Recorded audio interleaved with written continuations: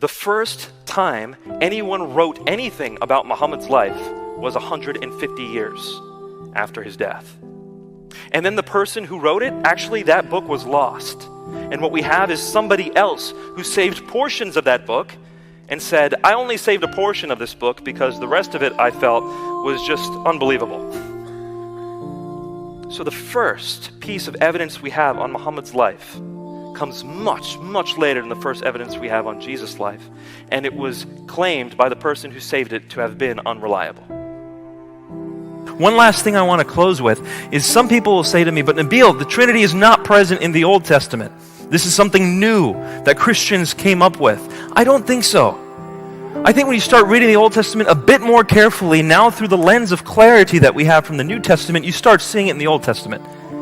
And people might say, where? Where did we start seeing the Trinity in the Old Testament? I see it in the first verse of the first chapter of the first book of the Bible. Genesis chapter 1, verse 1. It says, in the beginning, God created the heavens and the earth. Well, let's take that back into the Hebrew. It says, Elohim created. Elohim is the plural of God. It's gods. In the beginning, gods. But then the word created treats that word as if it's singular. So right there at the very beginning of the Old Testament, you have plurality and singularity in the Godhead.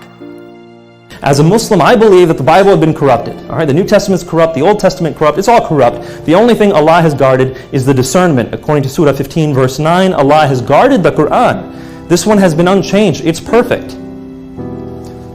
Once again, when we study the early Islamic sources, we find that to be false.